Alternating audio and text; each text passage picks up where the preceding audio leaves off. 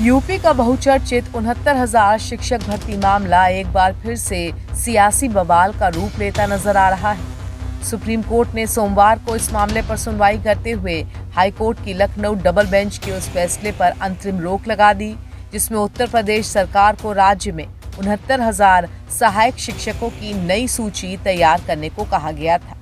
Supreme court ने जून 2020 और जनवरी 2022 में जारी शिक्षकों की चयन सूचियों को रद्द करने के संबंध में हाई कोर्ट के आदेश पर भी रोक लगा दी है, जिसमें 6,800 अभ्यर्थी शामिल थे।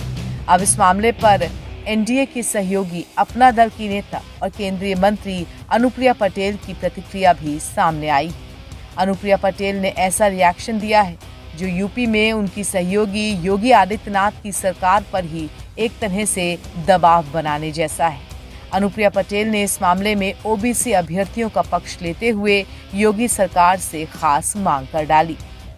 इस मामले को लेते हुए अनुप्रिया पटेल ने अपने सोशल मीडिया हैंडल पर लिखा है, 69,000 शिक्षक भर्ती मामले में माननीय उच्च न्यायालय ने माननीय इलाहाबाद उच्च न्यायालय के फैसले पर अस्थायी रोक लगाते हुए सभी पक्षों को नोटिस जारी किया है तथा अगली सुनवाई में दोनों पक्षों के मामले के संबंध में अपनी अपनी दलील पेश करने के लिए कहा है।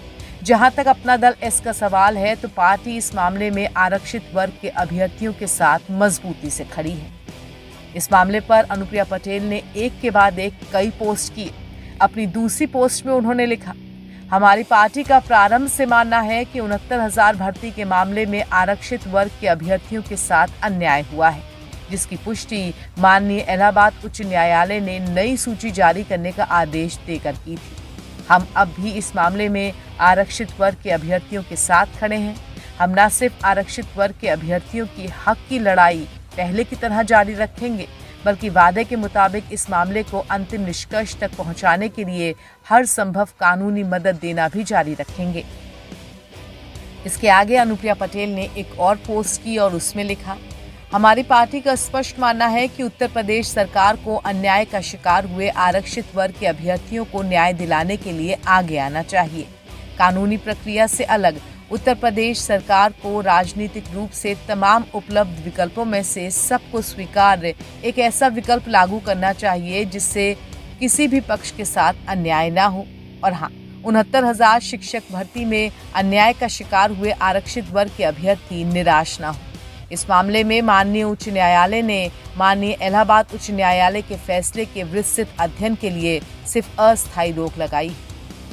आपको बता दें कि इलाहाबाद हाई कोर्ट ने अगस्त में राज्य सरकार को 69,000 सहायक शिक्षकों की नियुक्ति के लिए एक नई चयन सूची तैयार करने का निर्देश दिया था।